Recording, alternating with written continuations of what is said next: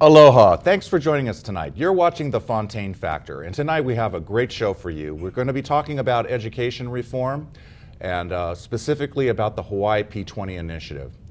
Folks, as you know, there's been a lot of press lately about how poor education quality is here in the state of Hawaii. In fact, a recent study just showed that Hawaii ranked #1 for being the least prepared to sending our kids to joining the military. More of them are being rejected than any other place because they lack academic readiness. So tonight we're going to talk about this Hawai'i P-20 initiative, how we're trying to bridge the gap in education from preschool all the way into college, and we hope that, that the efforts to try to create a solid workforce by the year 2025 will happen. My guests tonight are working on that initiative. Their hope is to gain 55% working force adults with either a 2- or 4-year college degree by 2025. It's an ambitious project, but they have great leadership, as you will find out this evening. So folks, let me introduce you to our guests this evening. Sitting to my immediate left is Dr. Karen Lee. She's the Executive Director of the Hawai'i P-20 Partnerships for Education. And to her left, my other guest is Lesli Yogi. Did I pronounce that correctly? Yes, Yogi. She's also with the Hawai'i P-20 initiative. She's with Business and Community Outreach Coordinator. So thank you for coming tonight, and welcome to our show. As you heard me lead off, we want to find out all about Hawai'i P-20, what's it about. So why don't you start us off, Doctor, and let us know what this initiative is about. Well, thank you for having us here today. The Hawai'i P-20 initiative, it's a Partnerships for Education, is really a statewide partnership between the Early Learning Council, the Hawaii Department of Education, and the University of Hawaii. And these three entities come together to help direct us so that we can increase the educational attainment of Hawaii's youth. We really want, you mentioned our goal, we really want Hawaii residents to be able to have a 2- or 4-year degree by 2025 and be ready for college and for living wage jobs. Now, you know, when I went to school many moons ago, you know, you used to be able to get by with just a high school diploma, you know, but now it seems as though a 4-year college degree is like the new high school diploma in this generation. Is that kind of where it's going towards? Higher education is very necessary in order to earn the kind of wage that one could be comfortable and raise a family with. Is that? That's absolutely correct. Studies have shown that in 1979, only about 28% of jobs require some kind of post-secondary education. Now it's closer to 60% requires some kind of post-secondary education. And we're not even talking about a bachelor's degree. It's some kind of post-secondary education. And Hawaii is no different. We really require students to be ready beyond a high school diploma. Is there seem to be a growing trend where the students in Hawaii are not being able to keep up with the pace of entering into college? Is that what's happening out there? And I know that that there's been discussion even in the business community that they're having a hard time hiring kids right out of high school because they lack sufficient skills. That's right. I mean, it's not just Hawaii, it's nationwide as well. We're showing that here in the United States that we're actually going in the wrong direction when it comes to students getting a college degree. When we look at other states like Korea or Sweden, we see that students who are of the age 18 to 25 actually have attained higher college degrees, higher post-secondary degrees than the generation above it. Here in the United States and in Hawaii, we're actually going in the wrong direction. Our parents, the next generation above, have higher degree attainment than we do. And so we really need to change that trend.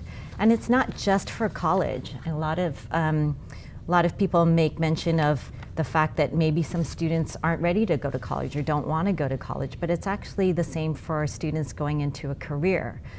In talking to our Hawaii employers, we found that students are not ready for living wage jobs. They don't have the skills, they don't have the education that will prepare them to be successful in life. So we're showing, the studies are showing now that being college ready is the same as being career ready. That's very important for students to be successful. I know there's been a lot of talk about, you know, it's a waste of money to start with early education at preschool level and kindergarten, that kids aren't really ready or really prepared for that.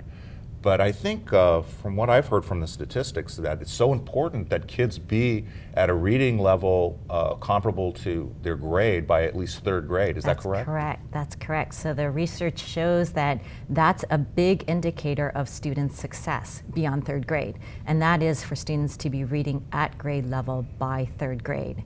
And we are really seeing now that the investment in early childhood education is the big payoff. In fact, the Good Beginnings Alliance recently commissioned a study that showed for every $1 that we put into early childhood education, the state benefits by $4.20. And that's for students who are less incarceration, students who are involved civically as well, students who are in living wage jobs. It's going to benefit our state to put an early investment into education. Now, Lesli, you're the outreach coordinator for P-20. So what exactly is your role in what you do? I understand you're involved with Step Up and... So Step Up is one of the programs coordinated by Hawai'i P-20. It's actually a partnership between Hawai'i P-20, the Department of Education, and the Board of Education. And the whole goal of our program is really to help prepare more high school students for college and career success. So one of the objectives is to encourage them to take a more challenging curriculum in high school so that when they graduate, whether they plan to go to college or into the workforce, they'll be ready.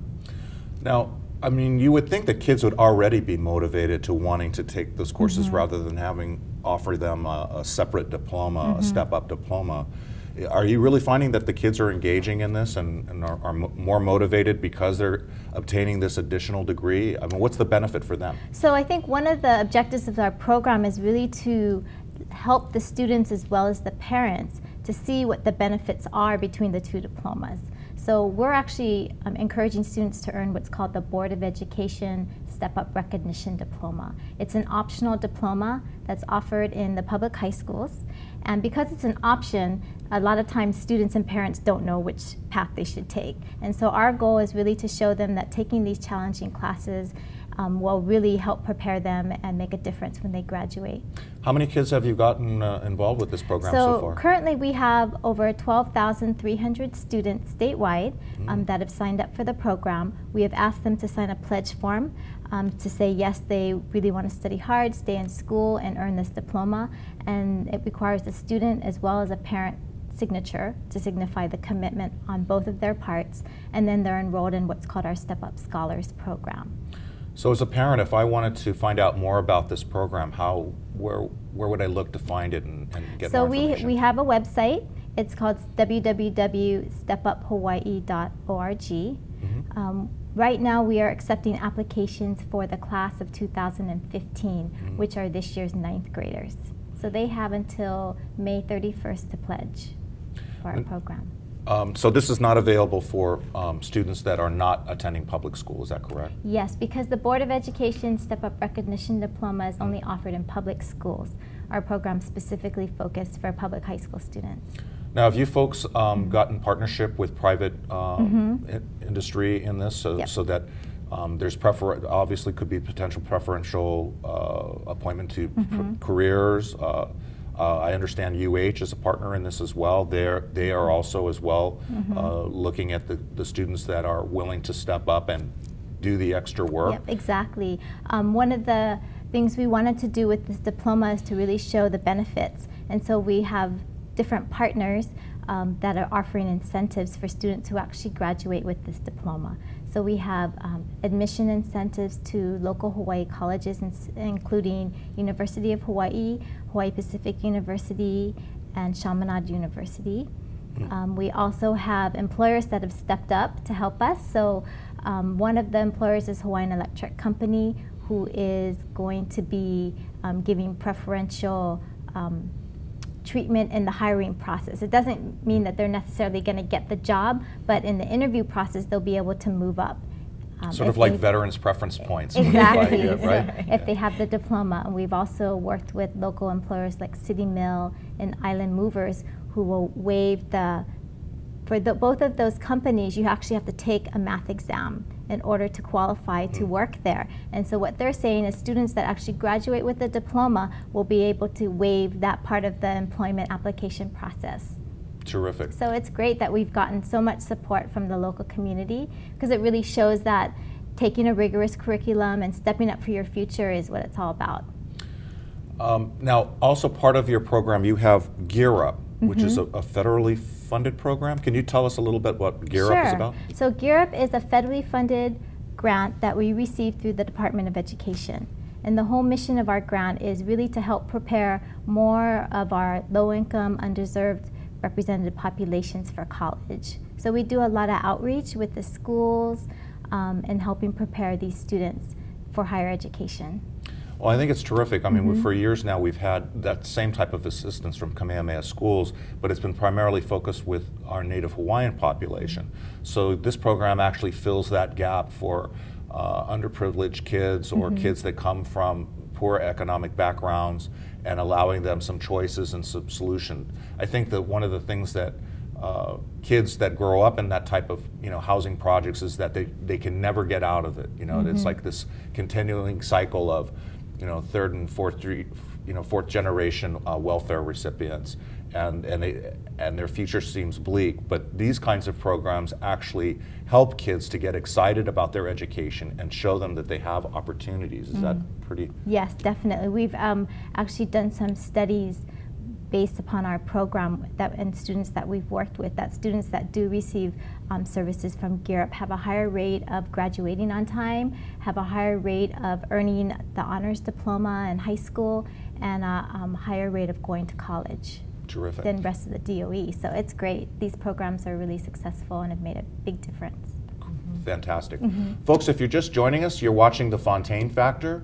We're talking with Dr. Lee and Miss Yogi from Hawai'i P-20 initiative. We're talking about trying to improve our education system here in Hawaii and looking at true reform and fixing the leaky pipe that seems to be going along the way with kids falling out from school and not being educated to a level that they need to in order to succeed in this world.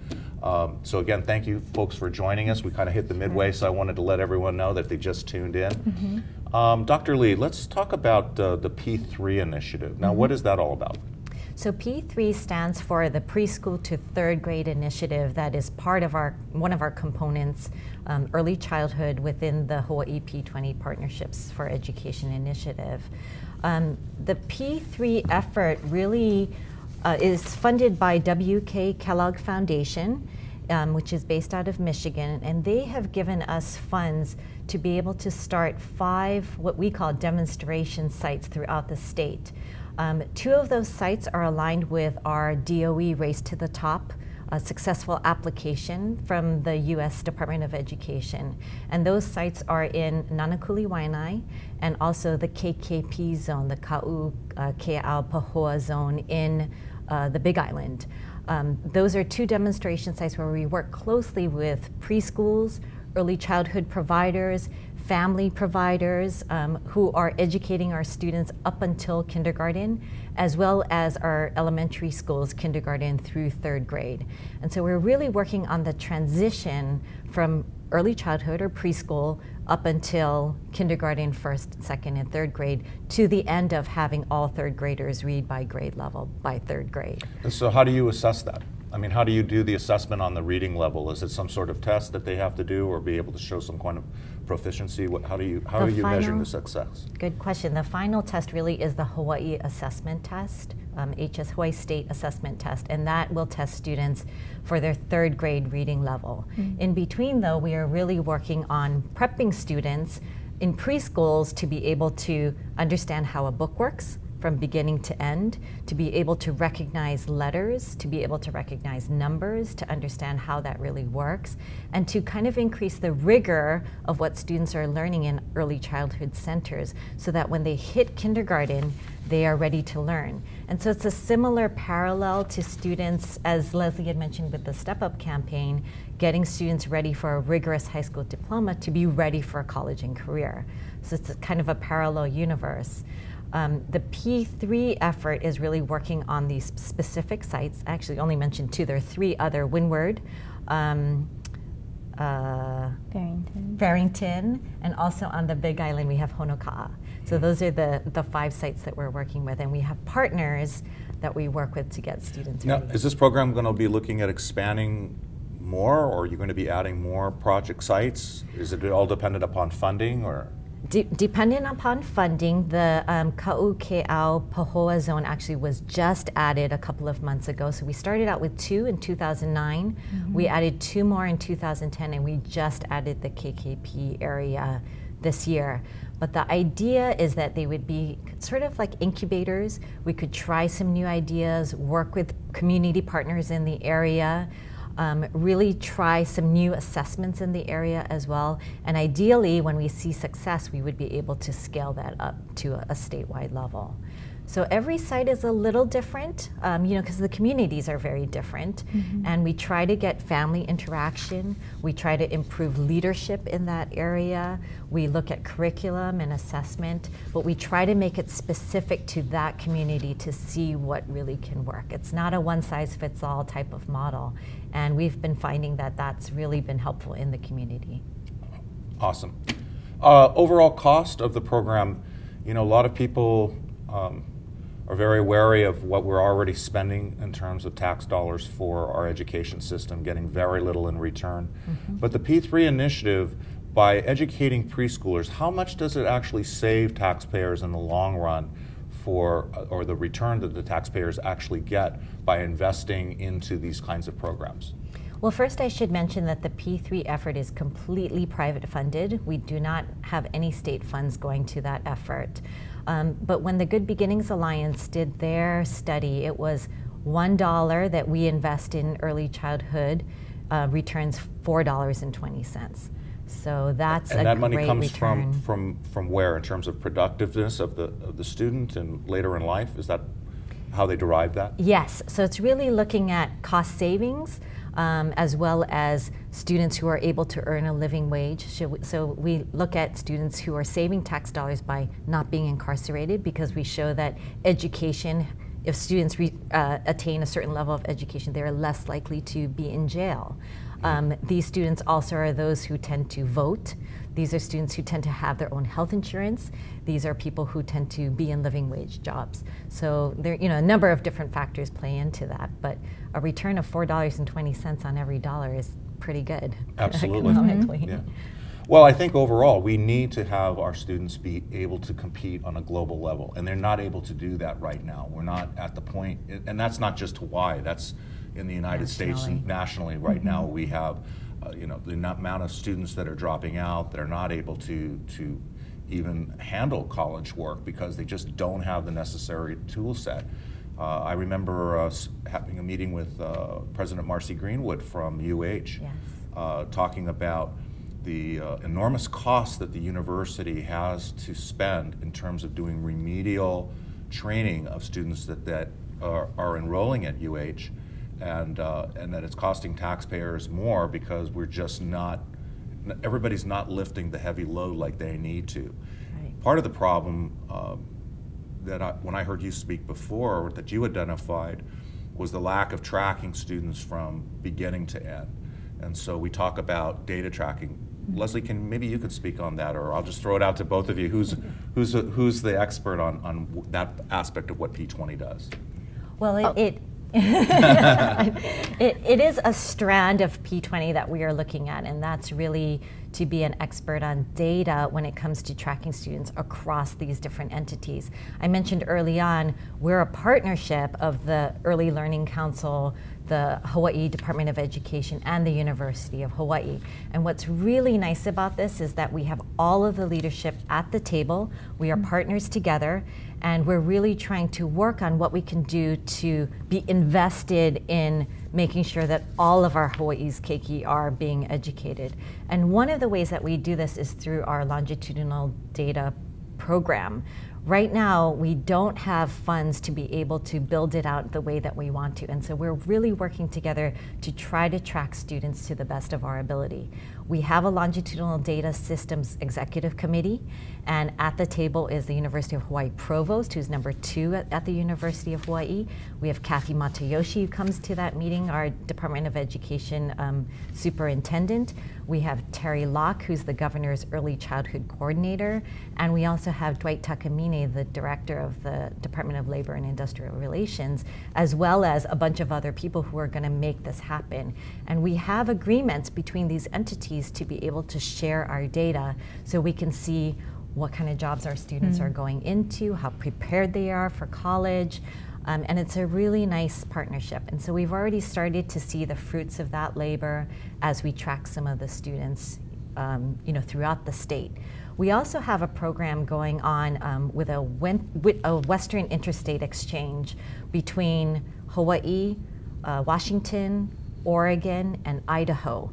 And that will help us track students who might leave Hawaii and go to Washington, Oregon, less so Idaho, but that might go to Idaho, and we can see what kind of jobs they're going into as well. And we're doing this kind of multi-state data exchange program. So we're very excited about how this can happen. Early childhood is the same way. We need to try to track students from preschool into the DOE system. You know, I think that's one of the things that, I think is frustrating for parents is that, kids will go to elementary school for, 6 grades, and then they go to a new school. There's obviously student records, but basically it's just letter grades that are recorded, whether a student passed or failed a particular course, where a student is maybe deficient in. But I really realize, I wonder if those records are actually really looked at. So now a student goes to, say, like on my island, Kihei Elementary, and then he goes to Lokilani Intermediate, whether or not when those records are moved over that there's actually any analysis that's done. Right. Well, the good news is even within the DOE, they have really worked on their longitudinal data system, exactly like you mentioned, elementary to intermediate to high school, because even within one public school system, sometimes that data was not shared, didn't cross over. And so now the DOE actually has a pretty robust longitudinal data system where they are able to track students and see where deficiencies are, where strengths are, so that they can capitalize on those. This would also apply to children with special needs? Yes. So within the K-12 system, they do track students who might be categorized as free and reduced low-income students, who might have special needs, those types of categories as well. Yeah. Lesli, on your outreach, you mentioned that you were partnering with outside people to become involved in this as well too. Business Roundtable, who are those folks? Well, the Business Roundtable is actually made up of all the top executives from the companies here in Hawaii. So they get together and they work on a bunch of different initiatives within the state. They've definitely helped support Hawaii P-20. Actually, the executive director of the roundtable is also part of our P-20 council. So we have a P-20 council that's made up of about 30 different leaders from education, business, government, and they help kind of provide vision and guidance for our organization. I hear those numbers, and I know being involved in a number of different volunteer boards and things. I mean, 30, that just sounds so unwieldy. I mean, how do you ever, it would seem somebody coming in and would be a part of such a large group, do they meet as subcommittees on specific issues and then come together to talk about them? I mean, how do you get anything done with that many people involved, It's an advisory board, and the council does meet about twice a year. A lot of it is information giving and sharing, and it's also just to hear what business leaders, government leaders, nonprofit leaders are really thinking, what they're hearing from the field in terms of education. So there's a lot of that type of sharing, and also to be able to share the progress that the Department of Education here in Hawaii is making, what the university is doing. So it's a little different structure than a governance type of board. It's more an advisory board. But they have given us a tremendous amount of feedback. They've been big supporters of what we're doing as well. So we're very, very honored to have this type of board. They do also give you feedback on performance as well? I mean, in terms of what you folks are doing? I mean, how do you gauge how what you're doing is successful, and is that analysis done independently in terms of an actual audit that shows, look, we're actually seeing results from this, and how do they do that?